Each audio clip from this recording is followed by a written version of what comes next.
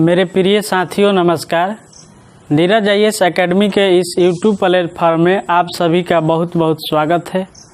आज हम सभी इस वीडियो के माध्यम से एक नई सीरीज का शुरुआत करने जा रहे हैं और यह नई हम लोग का पहल है रीजनिंग। रीजनिंग का हिंदी होता है बोध या तर्क शक्ति या विचार शक्ति। और आज हम लोग रीजनिंग के अंतर्गत उसके विषय वस्तु को समझेंगे कि उसमें किस किस विषय वस्तु पर अर्थात विषय सूची पर अध्ययन करेंगे हम लोग, जो एग्ज़ाम के दृष्टि से बहुत महत्वपूर्ण होगा। और इस रीजनिंग में जो हम लोग पढ़ेंगे उसका बहुत बड़ा रोल होगा हम लोग के एग्ज़ाम के थ्रू से। और जो एग्ज़ाम हम लोग क्लियर करेंगे, जैसे IAS PCS का एग्ज़ाम होता है और IAS PCS में एक CSET का एग्ज़ाम होता है, उसमें इसमें से भी बहुत अच्छा क्वेश्चन आता है। इसके बाद SSC, banking, railway, Bihar police, Delhi police, दरोगा, जो भी एग्ज़ाम है या ऑल कॉम्पिटिटिव एग्ज़ाम है, सभी में इस हम लोग के चैप्टर से अनेक क्वेश्चन आएगा। तो आइए हम लोग इस वीडियो के माध्यम से पहले इसमें जो विषय वस्तु को हमने लिखे हैं उसको पहले हम लोग बारी बारी से समझ लें। इसमें लिखा हुआ है फर्स्ट पॉइंट विषय सूची के अंतर्गत कोडिंग डिकोडिंग। तो हम लोग कोडिंग डिकोडिंग के बारे में समझेंगे। इसका हिंदी होता है सांकेतिक भाषा। इसका अर्थ यह हो गया रहा है कि अगर कोई शब्द है, माने कि एलिफेंट है और एलिफेंट के किसी वर्ड से हम लोग सूचित कर रहे हैं, मान के चलिए कि एलिफेंट से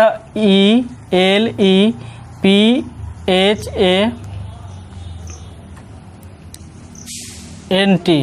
एलिफेंट को अगर कोई कहेगा कि हम सूचित कर रहा है ATNAHPELE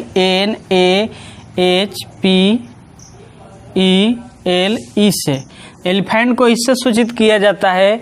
तो आप बताइए कि एप्पल को किससे सूचित किया जाएगा। तो हम इसमें ध्यान से देखिए कि एलिफेंट को क्या लिखेंगे, इधर से लिख दिए, माने T पहले, फिर N, फिर A, फिर H, फिर P, फिर E, PL।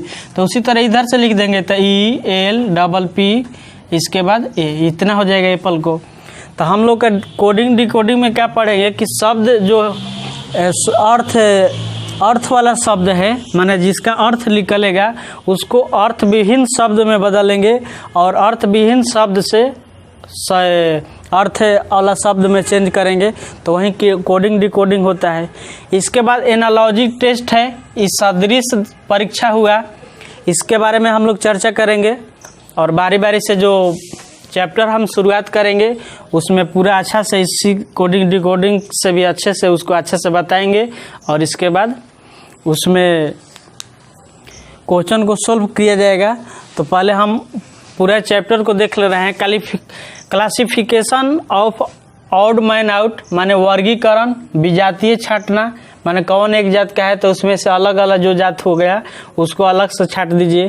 Problems based on English alphabet, माने अंग्रेजी का वर्णमाला जो होता है उस पर आधारित प्रश्नमाला होगा, माने प्रश्न होगा। डायरेक्शन सेंस टेस्ट, दिशा ज्ञान परीक्षा के बारे में हम लोग पढ़ेंगे। इसके बाद ब्लड रिलेशन के बारे में, माने होता है इसका हिंदी रक्त संबंध। इसके बाद सीटिंग अरेंजमेंट, बैठक व्यवस्था। रैंकिंग टेस्ट पढ़ेंगे, इसका हिंदी होता है पद श्रेणी परीक्षा होता है। इसके बाद हम लोग पढ़ेंगे find out the schedule, day date time, माने डे डेट और टाइम निकालना होता है। इसमें लिखे हैं निर्धारित तिथि, दिन, तिथि, समय, माने ये सब ज्ञात करना होता है कि इस दिन को कौन सा दिनांक होगा, चाहे इस दिनांक को कौन सा दिन पड़ेगा।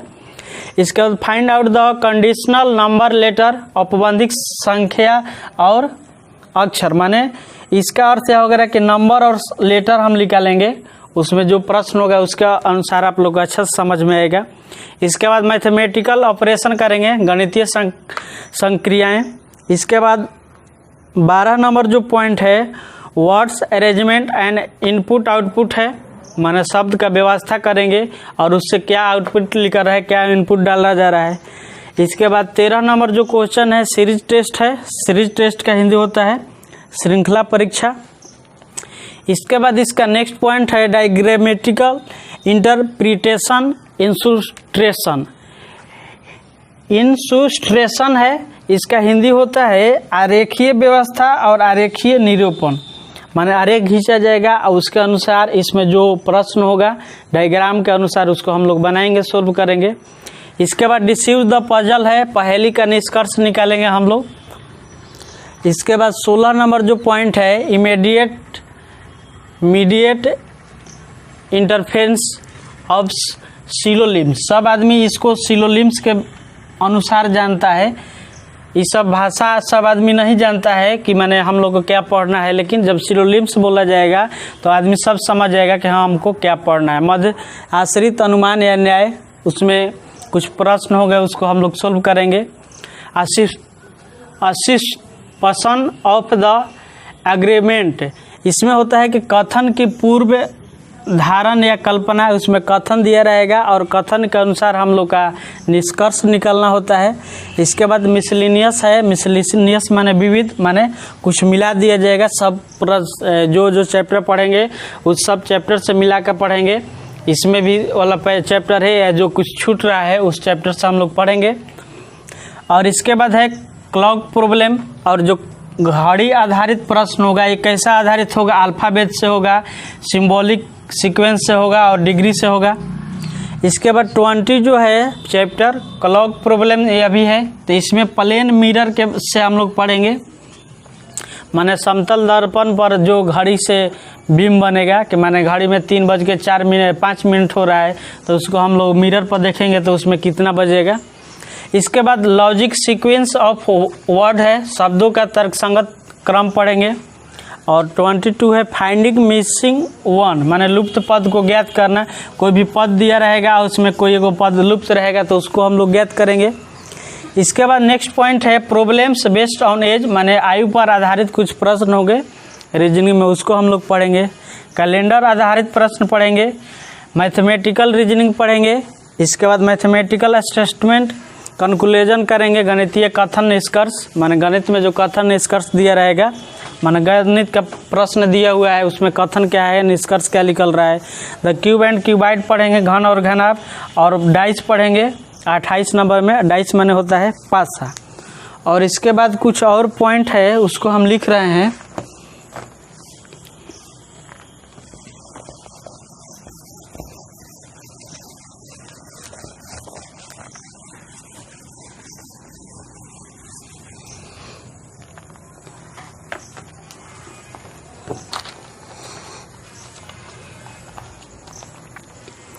इसमें हम लोग मिसिंग नंबर, इसका 29 पॉइंट जो है वो उसको पढ़ेंगे।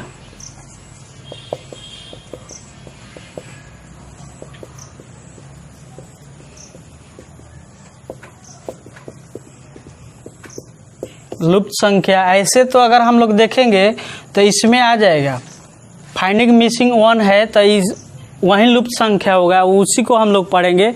उसी पॉइंट को यहाँ पर लिख देना है, इससे कोई बात नहीं है। इसके बाद हम लोग नेक्स्ट रिपीटेड सीरीज पढ़ेंगे।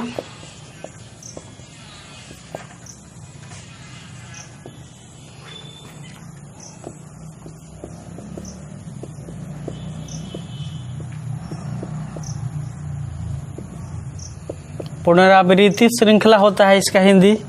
और 31 नंबर में हम लोग पढ़ेंगे वेन डायग्राम,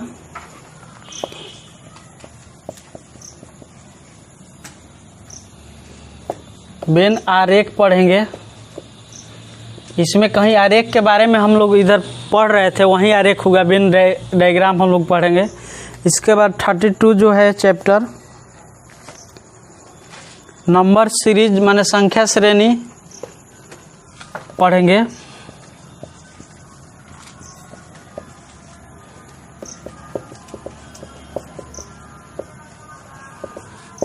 इसके बाद हम लोग 33 नंबर जो चैप्टर है कोडेड इक्वेशन,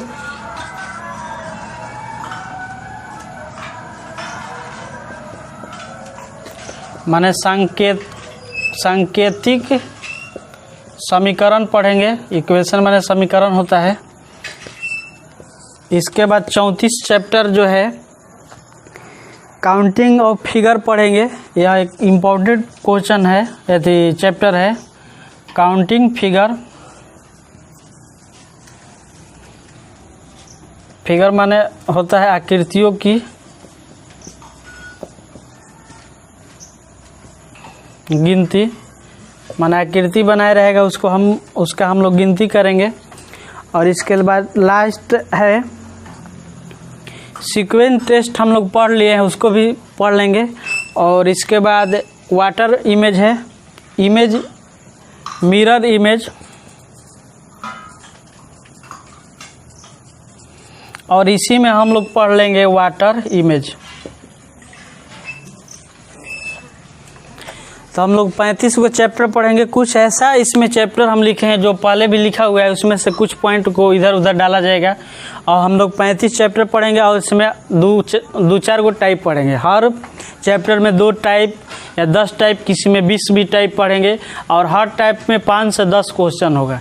अगर हम किसी चैप्टर में 20 टाइप पढ़ लिए और उसमें हर टाइप में 10 क्वेश्चन पढ़ेंगे तो 200 क्वेश्चन हो जाएगा।